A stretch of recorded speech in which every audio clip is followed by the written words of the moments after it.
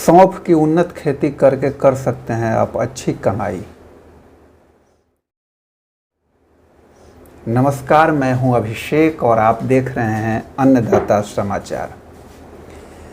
मसाला फसलों में सौंफ का अपना महत्वपूर्ण स्थान है। यह अपनी खुशबू के कारण लोकप्रिय होने के साथ ही औषधि के रूप में भी पहचानी जाती है। इसका सब्जियों में प्रयोग होने के साथ ही अचार बनाने में भी प्रयोग किया जाता है। यदि इसके औषधीय महत्व की बात करें तो इसे दवा के रूप में प्रयोग किया जाता है। आयुर्वेद में सौंफ को त्रिदोष नाशक बताया गया है, यानी ये वात, पित्त, कफ इन त्रिदोषों को खत्म करने में सक्षम है। इसका किसी भी रूप में सेवन शरीर को लाभदायक साबित होता है, पर याद रखें कि इसका आवश्यकता से अधिक सेवन आपके लिए हानिकारक भी हो सकता है, इसलिए इसकी अत्यधिक सेवन नहीं करनी चाहिए। इसकी खेती भारत में मुख्यतः राजस्थान, पंजाब, उत्तर प्रदेश, आंध्र प्रदेश, गुजरात, हरियाणा व कर्नाटक राज्य में की जाती है।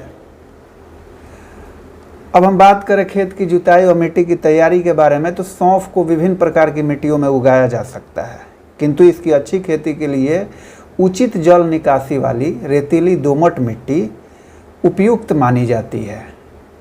अधिक क्षारीय, अधिक अम्लीय मिट्टी इस फसल के लिए उपयुक्त नहीं होता है।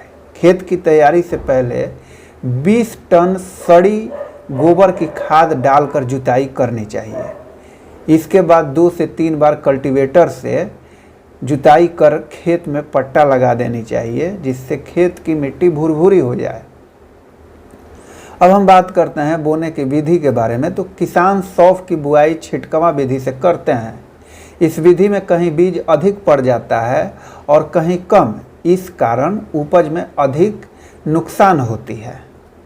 इसकी बुआई पंक्तियों में करनी चाहिए और जब पौधे 7 सेंटीमीटर से 10 सेंटीमीटर लंबी हो जाएं, तो उनके बीच में 30 सेंटीमीटर की दूरी बना देनी चाहिए।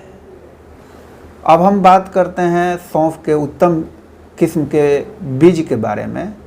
तो इसके बारे में हम बताना चाहेंगे कि गुजरात सौंफ 1, RF 125, हिसार स्वरूप RF 101, RF 143, RF 105 के अलावा बाज़ार में अन्य किस्मों की सौंफ उपलब्ध हैं जो आपको अच्छी किस्में के श्रेणी में आती हैं। उर्वरक की बात करें तो सड़ी गोबर की खाद 20 टन, नाइट्रोजन 80 kg, फास्फोरस 50 से 60 kg, पोटास 30 से 40 kg प्रति हेक्टेयर के हिसाब से खेत में देनी चाहिए। नाइट्रोजन की आधी मात्रा मतलब 80 का आधा 40 kg, फास्फोरस और पोटास की पूरी मात्रा बोते समय दे देनी चाहिए तथा नाइट्रोजन की बाकी बची आधी मात्रा बोने के 45 दिन बाद ड्रेसिंग के रूप में डालनी चाहिए। अब हम बात कर लेते हैं खरपतवार से नियंत्रण के बारे में। सौंफ के साथ उगने वाले खरपतवारों को नष्ट करने के लिए आवश्यकता अनुसार निराई तथा गुड़ाई करनी आवश्यक होती है। आमतौर पर 3 बार निराई अथवा गुड़ाई करनी चाहिए सौंफ के खेत में खरपतवार न उगने के लिए। सिंचाई की बात करें तो इसकी पहली सिंचाई पौधे की रोपाई के बाद हल्की सिंचाई करनी चाहिए। इसके बाद आवश्यकता अनुसार सिंचाई करते रहनी चाहिए। इसके अलावा बीज बनते तथा पकते समय सिंचाई अवश्य करनी चाहिए। रोग और कीट नियंत्रण पर बात करें तो सौंफ के पत्तों पर फफूंद का प्रकोप होने लगता है। रोकथाम के लिए क्लोरोथालोनिल 50% WP 2 ग्राम मात्रा प्रति लीटर पानी में घोलकर छिड़काव करें। सौंफ के पत्ते रस चूसकर कीट का प्रकोप, सौंफ के पत्तों को कीट जो है उसका रस चूसकर खराब कर देते हैं।